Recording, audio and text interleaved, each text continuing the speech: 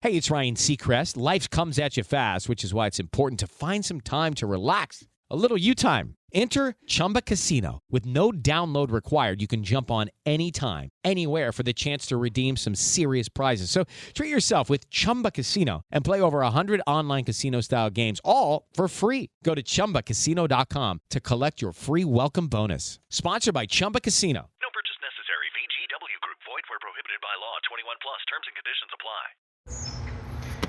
Muy bien, vamos a iniciar el curso, el Ministerio de Diáconos y Diaconisa. Vamos a ver si en espacio de 30 minutos explicamos el curso, el cual también ahí mismo tiene en Classroom un examen para poder pasar el curso. El puntaje mínimo para pasarlo es de 71 puntos. En primera instancia, tenemos que existen dos tipos de diaconía. Podemos decir que existe lo que se llama la diaconía general, que quiere decir que todos los cristianos en realidad somos diáconos. ¿Por qué somos diáconos? Porque la palabra diácono significa siervos, sirviente.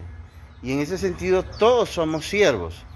El pastor es un siervo, o el anciano es un siervo, el evangelista es un siervo, todos somos siervos. Y en ese sentido entonces hablamos de una diaconía general, ¿no?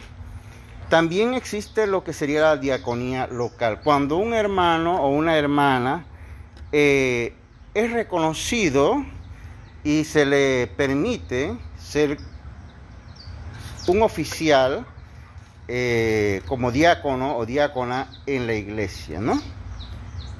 En primera instancia podemos encontrar en 1 Corintios 12:28, 1 Corintios capítulo 12, verso 28, el sustento bíblico, uno de los textos para que nos hablan sobre esta diaconía general. 1 Corintios capítulo 12, verso 28. Dice así: y en la iglesia Dios ha designado primeramente apóstoles, en segundo lugar profetas, en tercer lugar maestros, luego milagros, después dones de sanidad, ayudas, administraciones, diversas clases de lengua. Nos vamos en esta ocasión a referir al don de ayudas y de administración, porque el diácono local o general es un ayudante o un administrador. También se puede decir que es un administrador, ¿no? Entonces vemos que ahí el texto bíblico nos habla de la diaconía, que es ser ayudante, tener el don de ayudante y tener el don de la administración. También podemos ver otros textos que sustentan el servicio de diaconía. Nosotros lo hemos visto antes. El evangelista Marcos, en el capítulo 10, Marcos capítulo 10, verso 35, nos dice lo siguiente. Marcos capítulo 10, verso 35, nos dice lo siguiente. Vamos a ver.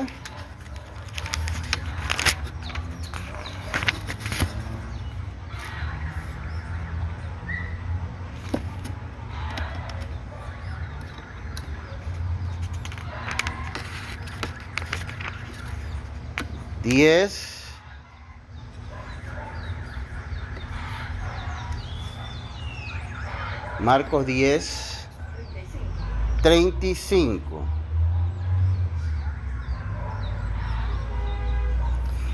Él dice el 35, y se le acercaron Jacobo y Juan, los dos hijos de Zebedeo, diciendo: Maestro, queremos que hagas por nosotros lo que te pidamos. Y él les dijo: ¿qué queréis que haga por vosotros? Ellos le dijeron, concédenos que en tu gloria nos sentemos uno a tu derecha y el otro a tu izquierda. Pero Jesús les dijo, no sabéis lo que pedís, ¿podéis beber la copa que yo bebo o ser bautizado con el bautismo que soy bautizado? Y ellos le dijeron, podemos. Y Jesús les dijo, la copa que yo bebo, beberéis y seré bautizado con el bautismo con que yo soy bautizado. Pero el que os sentéis a mi derecha o a mi izquierda no es mío el concederlo, sino que es para quienes ha sido preparado. Al oír esto, los 10 comenzaron a indignarse contra Jacobo y Juan. Y llamándolos junto a sí, Jesús les dijo, ¿sabéis que los gobernantes, sabéis que los que son reconocidos como gobernantes de los gentiles, se enseñorean de ellos y que sus grandes ejercen autoridad sobre ellos? Pero entre vosotros no es así, sino que cualquiera de vosotros que desee llegar a ser grande será vuestro servidor. Aquí vemos pues que Jesús enseña claramente que debemos ser servidor, ¿no?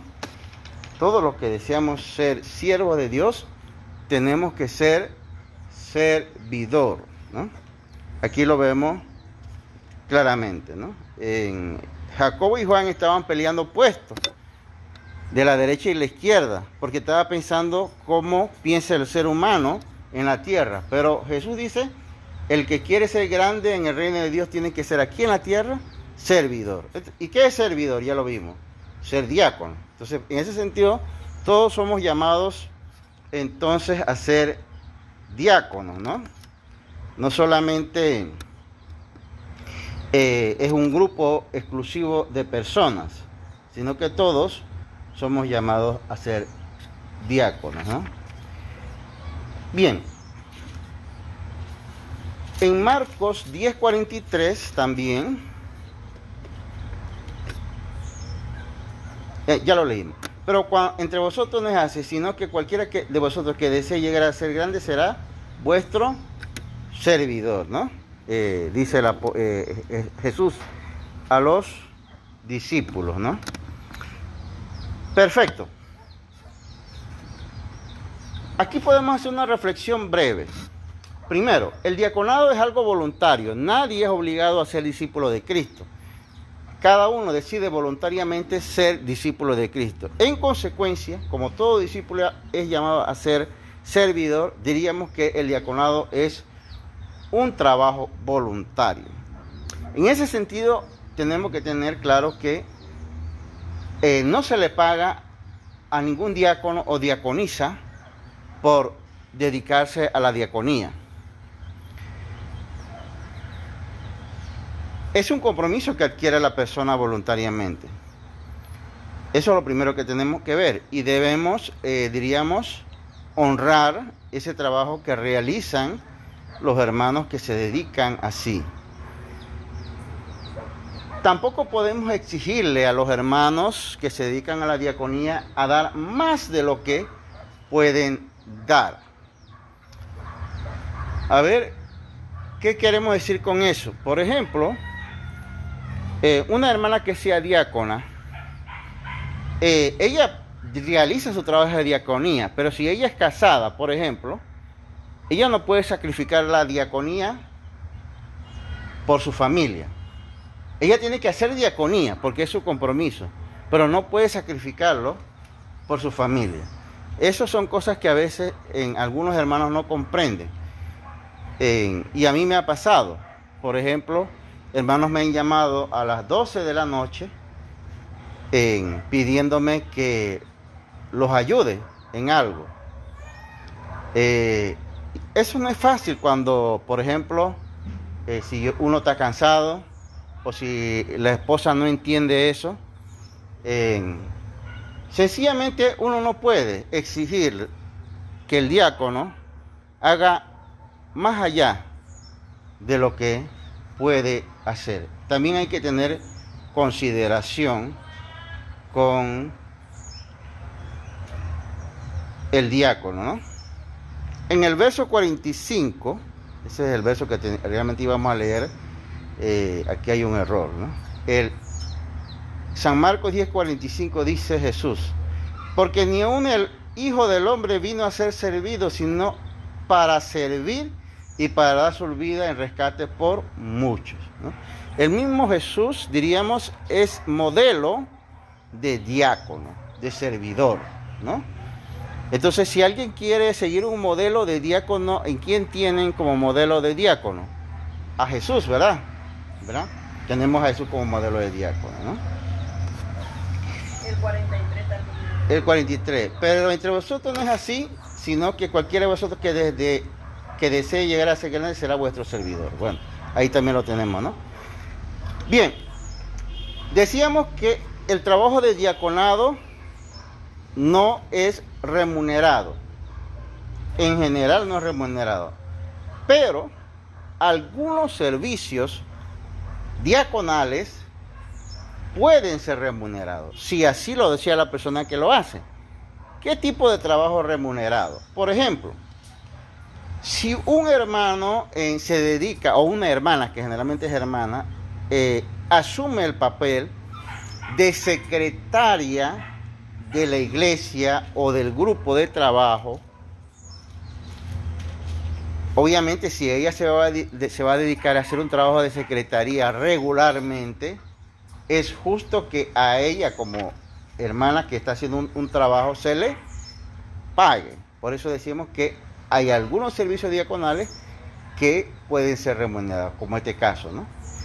Hay iglesias, por ejemplo, donde tienen una secretaria de medio tiempo, que va desde las 8 de la mañana, generalmente hasta las 12 del día, de lunes a viernes. Entonces, esa hermana generalmente le pagan un salario, ¿no? Pequeño, pero importante, ¿no? ¿Qué otro servicio generalmente es remunerado? Cuando un hermano, este generalmente lo ejerce un varón, también lo pueden ejercer damas, es el representante legal del grupo o de la iglesia. Como quiera que estos servicios toman mucho tiempo, hay que bajar y subir escaleras, entonces es justo remunerar a esas personas que se dedican a este tipo de trabajo o tarea. Nosotros hemos tenido la bendición de que la hermana Mavis no nos ha cobrado los servicios legales, pese a que en lo personal yo le he dicho, hermana, ¿cuánto le debemos? Porque se ha tomado un día entero subiendo y bajando escaleras. Y ella me dice, no me debe nada, hermano, déjelo así. Y ya eso es una decisión de ella. Pero si ella quisiera cobrar por lo menos un valor mínimo por haber pasado el día en los juzgados y en los tribunales, es justo. Entonces ahí vemos que algunos servicios diaconales sí pueden ser remunerados, ¿no? Bien, seguimos. En una iglesia o en un grupo debe haber mínimamente un hermano donde hay varios diáconos, un diácono administrador. Por eso es que en Primera a los Corintios nosotros leímos, vamos a leerlo de nuevo, 12:28. Primero a los Corintios 12:28, nosotros leímos, importante, 12:28, con respecto al tema de los dones, dice, 12:28, donde dice, ayudas, administraciones, ¿no? La administración es un tipo de diaconía y en un grupo donde hay recursos, hermanos, no se puede trabajar bien si no hay orden y si no hay organización. Por eso es que alguien debe asumir esa organización. Y ese que está allí sería el administrador, ¿no? Entonces, el administrador es una forma de diaconía también, ¿no? ¿Qué trabajo debe desarrollar ese hermano diácono que se dedica a organizar? Es elaborar el proyecto de la iglesia. El proyecto de la iglesia, especialmente en el tema del evangelismo, ¿no?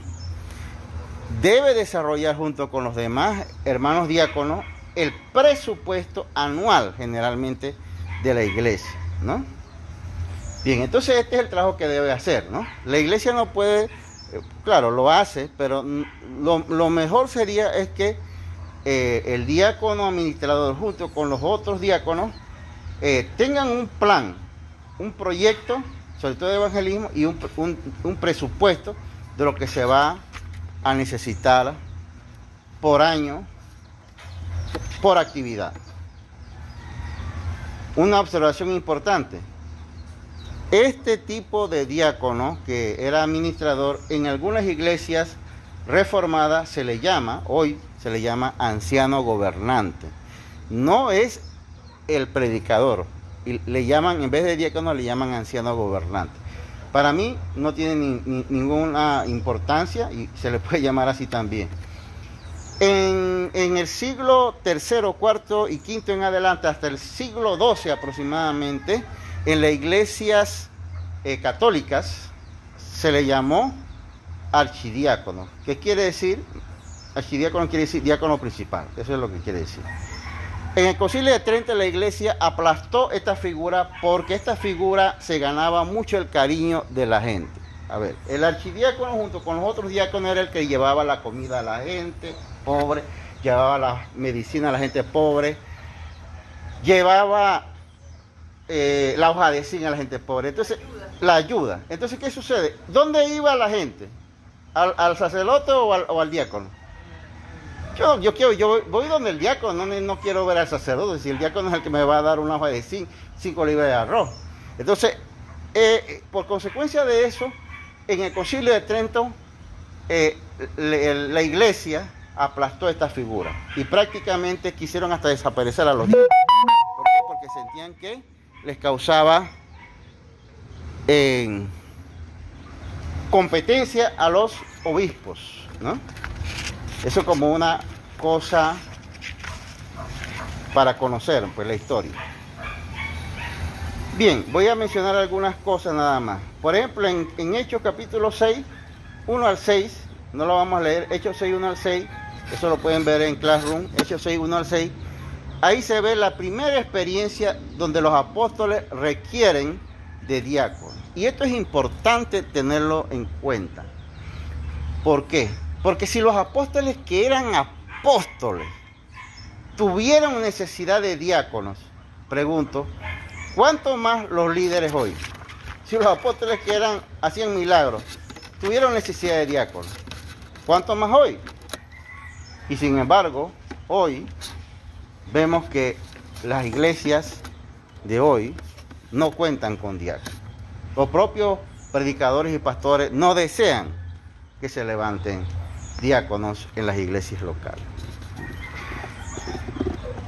Vamos ahora a 1 Timoteo capítulo 3, 8, 13 que hemos visto, pero lo vamos a ver una vez más rápidamente. 1 Timoteo capítulo 3. 1 Timoteo capítulo 3.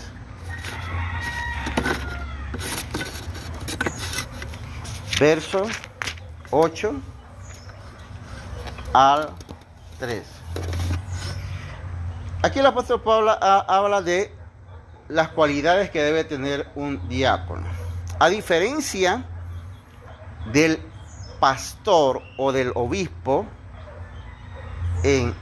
hay unas pequeñas diferencias importantes, ¿no? Vamos a ver.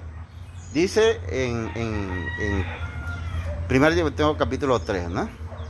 Dice, verso 8, de la misma manera también los diáconos deben ser dignos. Primera cualidad, debe ser digno. De una sola palabra. Ahí creo que en la Reina Valera dice otra cosa, pero esto explica quizá en un lenguaje más actual lo que quiere decir, ¿no? Debe ser digno, gente, o sea, debe ser una persona que no anda en desorden, eso es lo que quiere decir, ¿no? Si somos cristianos, debemos andar conforme a la dignidad de ser un cristiano. de una sola palabra, no es una persona que dice una cosa acá y luego dice otras cosas allá. Fíjese que son cualidades, no tiene que ver con saber teología. No dado al mucho vino. Pablo parece que al obispo le dice, no dado al vino, cero vino, le dice al obispo, pero al diácono le dice, puedes tomar un poco de vino, pero no emborracharse, no dice eso. Eso es importante. En lo personal, yo digo que Pablo habla de vino, no de licores. Muy diferentes licores a vino, y eso para que tengamos claro, ¿no? No amante de ganancia deshonesta, no es una persona avara, no es una persona que anda haciendo trampa a otro. No es una persona avariciosa. Eso es importante porque el avaricioso no puede ser diácono. El que no hace lo justo no puede ser diácono, porque esto no compagina con su ministerio. Y finalmente dice en el 9, que guarde el misterio de la fe con limpia conciencia, y luego dice que sean sometidos a prueba. Es decir, que debe primero pasar como por una fase de prueba primero, y si ejerce esa prueba bien, entonces puede seguir en el ministerio. Los diáconos, a diferencia de los obispos o de los ancianos, no son ordenados. La Biblia no menciona en ninguna parte que los diáconos son ordenados. Es más, inclusive, no existe tampoco con seguridad la figura de la ordenación de ancianos. Lo que existe es la designación. Y en el caso de los diáconos, fíjese que el texto dice en el verso 13, pues los que han servido bien como diáconos obtienen para sí posición honrosa y gran confianza en la fe en el Señor, ¿no? Por eso que dice también, dice, y si son irreprensibles, en el 10, entonces que sirvan como diáconos. Es decir que, si yo soy una persona irreprensible, yo puedo ser diácono, dice el apóstol, ¿no? Quiere decir que yo no estoy sometido a una ordenación, ¿no? Sino más bien que soy sometido a una consagración, que es distinto, ¿no? Ordenación no es lo mismo que consagración. En algunas iglesias, entonces, excepto la católica sí ordena a los diáconos, pero en las iglesias evangélicas, los diáconos, en su gran mayoría, son consagrados, no ordenados. Y eso es muy importante. ¿Por qué? Porque yo diría más bien, como dice un autor teólogo, que ahora se me ocurre, pues es un alemán, él decía que es una especie de autodeterminación de la persona que decide dedicar su vida como diácono. Lo decide voluntariamente. Bien, eso tiene muchas cosas que podemos seguir analizando, pero ahí lo vamos a terminar. Dice el texto, como ustedes pueden ver, a diferencia del caso de los obispos, que ustedes también lo pueden ver, en el caso de los obispos, dice dos cosas importantes. Dice, el verso 4 del capítulo 3 dice, que gobierne bien su casa, ¿no? Porque si no, ¿cómo gobierna la iglesia? ¿Cómo podrá cuidar de la iglesia de Dios? ¿No? Es decir, el obispo tiene dos cosas que hacer. El obispo tiene que gobernar su casa y gobernar la iglesia. El diácono tiene que gobernar su casa. No es requisito que gobierne la iglesia. ¿Estamos? ¿Sí? Fíjense, esto es importante, porque algunas veces se le pide al obispo que hermano, pero mire, que ese hermano o esa hermana no anda bien, o no sé qué. El obispo, el diácono no debe gobernar, es decir, puede aconsejar, puede instruir, puede animar, ¿no? Entonces vemos ahí que hay una diferencia en el trabajo del diácono. 2, vamos a ver otra cosa. Dice en el verso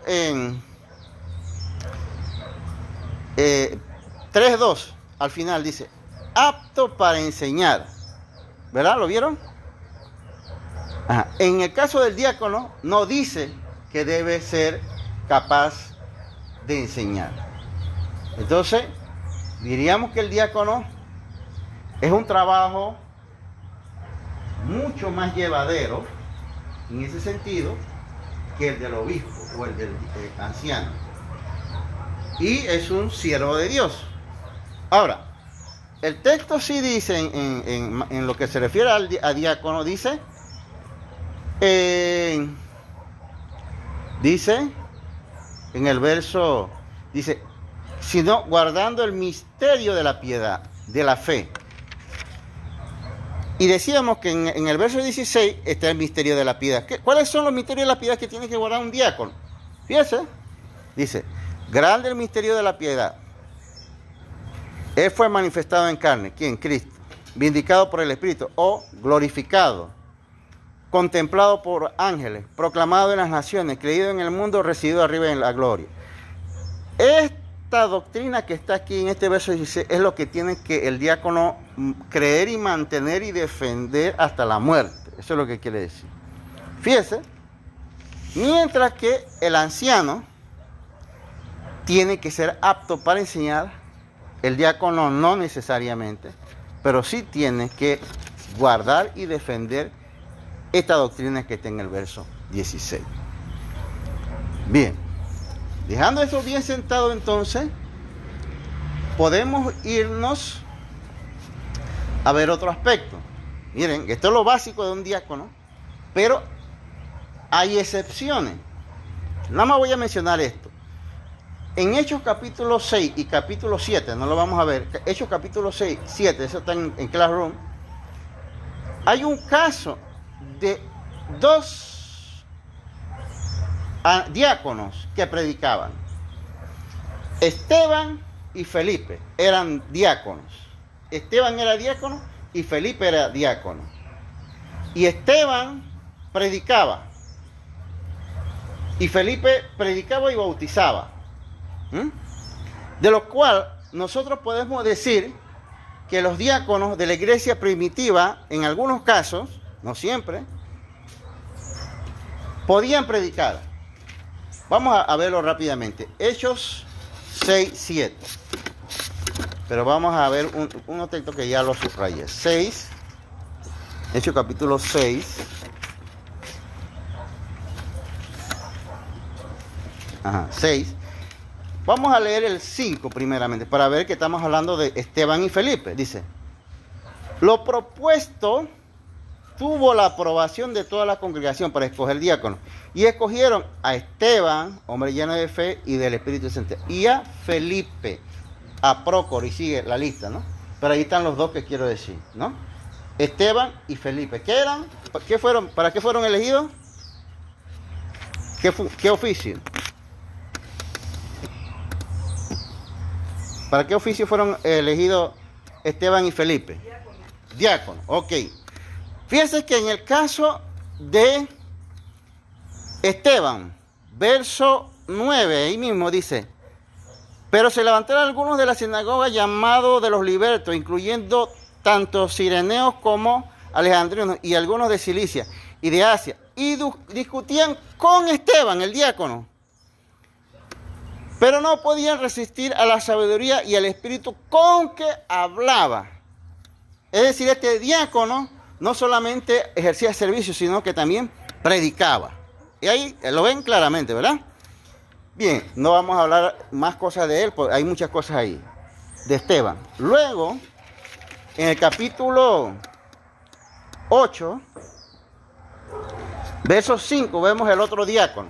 Dice, 8:5 dice, Felipe, descendiendo a la ciudad de Samaria, les predicaba a Cristo. Entonces, hay excepciones de diáconos que además de ser servidores, son, ¿qué? Predicadores. Así es. ¿Son evangelistas o son predicadores? ¿Ah? De allí que también a algunos diáconos o a los diáconos se le llama, y esto ya es una cuestión muy técnica que se ha hecho, ¿no? Mientras que existe la figura del pastor, al diácono que es evangelista se le llama, fíjese, no ministro de la palabra. Ministro de la palabra es el pastor. Mientras que al evangelista se le llama ministro del evangelio. Es nada más una cuestión de tecnicismo y diferenciación. Pero lo que quiere decir esto es que el evangelista básicamente se centra en predicar el evangelio. El que es ministro de la palabra, diríamos que tiene que conocer por lo mínimo casi toda la Biblia. Tiene que conocer mucho de teología, de historia, o sea, tiene que conocer más amplio, más allá del evangelio, tiene que conocer la Biblia. Mientras que el ministro del evangelio se centra básicamente en lo que es el evangelio, ¿no? Aquí me detengo. Por eso es que en algunas iglesias, esto es un protocolo, ¿no? Cuando se designa un obispo, o un pastor o un anciano, en la designación que se le hace frente a la iglesia, se le entrega una Biblia del Antiguo y Nuevo Testamento al anciano o al pastor. Cuando se designa a un diácono, como él es ministro del evangelio, no ministro de la palabra, entendiéndolo como lo he explicado, se le entrega el Nuevo Testamento nada más. ¿Sí? Porque él es ministro del evangelio, siguiendo el patrón de Felipe y de Esteban. Ahora, pregunto yo, ¿no tiene suficiente un diácono con predicar el evangelio? Con eso más que, porque un diácono no es una persona de tiempo completo en la iglesia, es una persona normal que trabaja y que saca un tiempo para evangelizar, ¿no? Bien, además de eso, Felipe bautizó, o sea, además de predicar, bautizó, porque dice que el etíope dijo, aquí hay agua, ¿qué impide que yo sea bautizado? ¿Y qué dice el texto? Entonces Felipe descendió junto con el etíope al agua y le bautizó. Es decir, que un diácono también puede bautizar. Bien, hay mucho texto que nos sigue iluminando sobre este tema. Yo quiero que volvamos a 1 Timoteo 3:11, porque esta parte es importante ya que estamos grabando esto. Esta parte es importante, 1 Timoteo 3:11, porque recuerden que estamos hablando de diáconos y diaconisas. Es bíblico la diaconía femenina. Vamos a leer qué dice el texto con respecto a la diaconía femenina. La diaconía femenina, el apóstol Pablo puso 4 requisitos. Además, obviamente, de lo que le puso a los varones, pero a las damas le puso 4 requisitos. Dice el 3:11. De igual manera, las mujeres deben ser dignas. 1, dignas. No calumniadoras. Sobrias. Fieles en todo. 4 requisitos para las diaconisas. ¿Qué le parece? Ahora, pareciera sencillito, pero 1, digna, eso ya es bastante. O sea, no puede andar ahí que en boca de todo el mundo. Es una persona que guarda una compostura en la sociedad. No calumniadora. Los comentaristas dicen, no puede ser una diabla. ¿Por qué dice diabla? Porque diablo significa calumniador. La palabra diablo es del griego, que significa calumniador. Es decir, que la diaconisa no puede ser una calumniadora, ¿no? No puede ser esa hermana que está diciendo, mira, que la hermana tal o que el hermano tal dijo, hizo o aquello, ¿no? Sobria. Sobria. Sobria tiene que ver con el tema, no necesariamente, pero es la idea. El que está borracho no está sobrio. Sobria tiene que ver con juiciosa. Tiene que ser una hermana que juiciosa, ¿no? No puede andar por allá que el se arranca y empieza a decir locura. Una persona siempre juiciosa, ¿no? Fieles en todo. Esta parte a veces no se entiende. ¿Fieles en qué? Primero, fiel a su propio ministerio. Fiel a sus colegas diáconos y diáconas. Porque no puede ser que una diácona esté conspirando contra sus colegas diáconos. Tiene que ser fiel a sus compañeros diáconos. Eso existe mucho.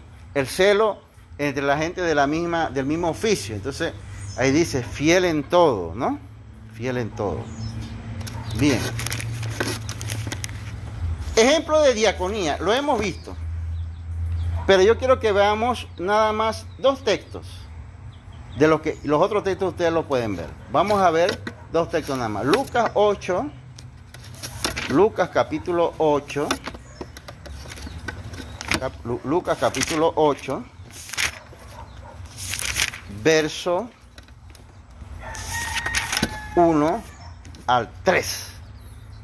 8, 1 al 3. Dice: y poco después él comenzó, Jesús, a recorrer las ciudades y aldeas, proclamando y anunciando las buenas nuevas del reino de Dios. Con él iban los 12, y también algunas mujeres que habían sido sanadas de espíritus malos y de enfermedades. María, llamada Magdalena, de la que había salido 7 demonios. Y Juana, mujer de Chuza, mayordomo de Herodes, y Susana, y muchas otras, que, fíjese esto, de sus bienes personales contribuían al sostenimiento de ellos. Estas hermanas de hecho eran diáconas y sostenían, dice ahí el texto bíblico, sostenían el ministerio de Jesús y de los apóstoles. ¿Qué les parece? Es una bofetada para muchos hermanos. El ministerio de Jesús y de los apóstoles en alguna medida se pudo cumplir gracias a las mujeres, que estas mujeres tenían recursos, ¿no? Obviamente, y pusieron recursos para el ministerio, ¿no? Ojalá, y si Jesús, fíjense, en los tiempos de Jesús, el mismo Jesús lo permitió. Ahora resulta que hoy, hermanos, no lo quieren permitir. Vamos a leer otro texto, Marcos 15, 40, 41. Marcos 15, 40, 41. Dice: había también unas mujeres mirando de lejos, entre las que estaban María Magdalena, María la madre de Jacobo, el menor, y de José y Salomé, las cuales cuando Jesús estaba en Galilea le seguían y le servían. Y había muchas otras que habían subido con él a Jerusalén. Jesús tenía varias discípulas, no solamente tenía discípulas que eran diaconisas, porque ahí dicen le servían. Le servían. Entonces estos son textos bíblicos que sustentan la teología de la diaconía femenina. Y como ustedes ven en el Classroom, ustedes verán más textos, Romanos, Hechos y otros textos más. Bien, vamos a hacer un resumen ahora. Por el factor tiempo ya estamos sobre el minuto 40.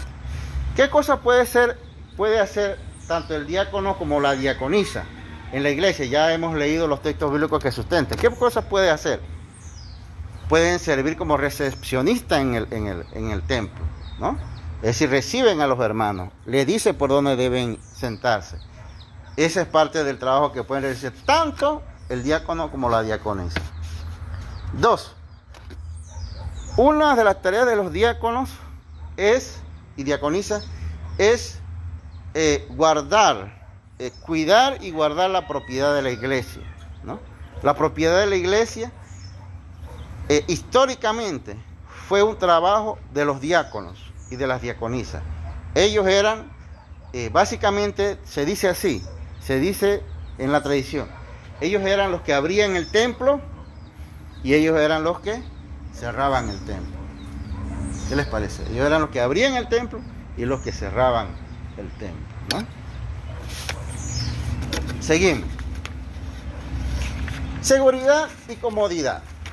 Obviamente que a eso nos referimos a que debe procurar que las sillas estén bien, o sea que alguien venga, digamos, si alguien viene y de pronto se cae porque la silla estaba vieja, ¿quién es responsable?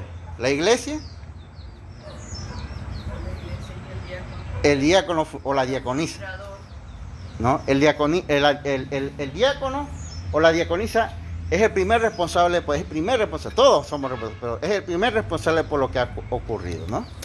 Es decir, debe cuidar la seguridad de los asientos y todo lo demás, ¿no? Si, por ejemplo, hay un bombillo de esos que se guindan, debe cuidar de que eso no le vaya a caer a nadie. 4. ¿Qué otra cosa tiene que hacer el diácono o la diaconisa? Visitar. ¿Visitar a quiénes? A enfermos, a hermanos apartados, a hermanos molestos. Observación. Se recomienda que las visitas que se hagan no debe ser para discutir. No va a visitar a alguien y allá va a ponerse a discutir. Si el hermano que se visita tiene quejas, nada más se escucha. Punto. 2. No debe alargarse la visita. Hay hermanos que van donde un hermano que se apartó, un hermano enfermo, y se pasan medio día ahí. Eso no es la idea, ¿no? No sabemos cuánto tiempo sería prudente, pero nosotros no debemos procurar estar mucho tiempo ahí, ¿no? Lo necesario. 5. Esta parte es sumamente importante. Los diáconos y las diaconisas son las personas responsables de lo que se refieren al servicio bautismal. Cuando un hombre se quiere bautizar, es tarea del diácono.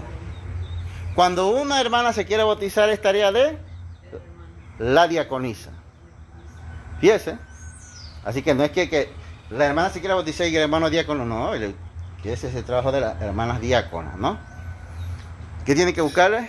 Porque la hermana se va a quitar la ropa para no ir con la ropa mojada, todas esas cosas, ¿no? Y el varón igualmente. Eso en cuanto al servicio bautismal. En la Santa Cena. En la Santa Cena. En Panamá no se hace esto, pero en otros países como España sí se hace. La Santa Cena también es trabajo de los diáconos, el servir la Santa Cena. Es decir, vamos a ver, ¿de qué se encarga el diácono? El diácono se encarga de que las mesas estén limpias, nítidas, las sillas estén presentables el día de la Santa Cena, que es el día domingo. Las diaconisas de preparar el pan, es decir, que el trabajo del diácono es la mesa, la silla, que todo esté nítido. El trabajo de la diaconisa es esto, y que esté el pan. Es esto y que esté el jugo de la diaconisa. El trabajo, también dice, el trabajo de la diaconisa es el colocar manteles. Eso también viene, ¿no? Pero es parte de del trabajo de la diaconisa. ¿Quién debe recoger una vez terminado la Santa Cena y terminado el culto? También es trabajo de la diaconisa hacerlo, ¿no? Cuando se reparte la Santa Cena y hay muchos hermanos, estamos hablando de una cantidad de 100, 200 hermanos, tanto los hermanos diáconos como las hermanas diaconisas deben repartir la Santa Cena.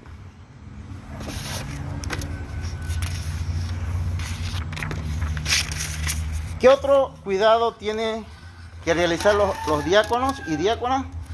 Bueno, por ejemplo, si hay un hermano en luto, es trabajo de los diáconos o las diaconisas, eso depende de las circunstancias.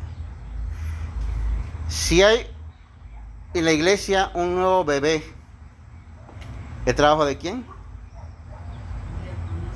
Diaconisa. El diácono no va a ponerse a hacer, como le llaman a eso, baby shower. Baby shower le dicen, ¿no? Baby shower. Eso lo hace la diaconisa. Seguimos. ¿Qué otras actividades puede realizar las diaconisas? Enseñar a los niños. Guiar a las mujeres jóvenes.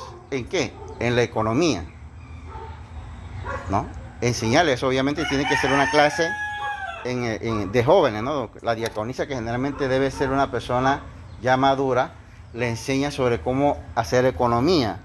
Mira, hermana, que uno apaga las luces cuando no son necesarias, ¿no? Cosas así que ya sabe la diaconisa. O en la cocina también cómo podemos ahorrar. Limpieza, salud, etcétera. Ambos, diáconos y diaconisas, recogen ropas y alimentos para las personas necesitadas. Y finalmente,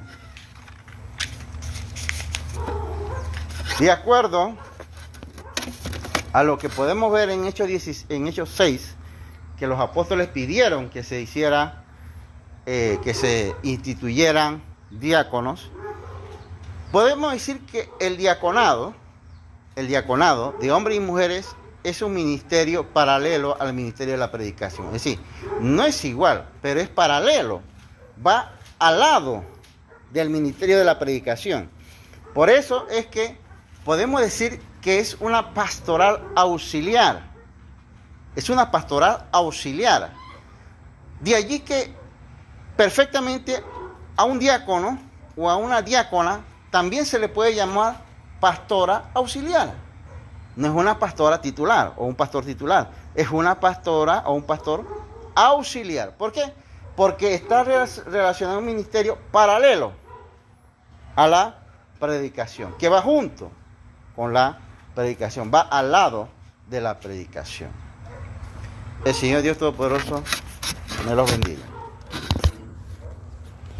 Step into the world of power, loyalty, and luck. I'm gonna make him an offer he can't refuse. With family, cannolis, and spins mean everything. Now, you wanna get mixed up in the family business. Introducing The Godfather at ChumbaCasino.com. Test your luck in the shadowy world of The Godfather slot. Someday, I will call upon you to do a service for me. Play The Godfather now at ChumbaCasino.com. Welcome to the family. No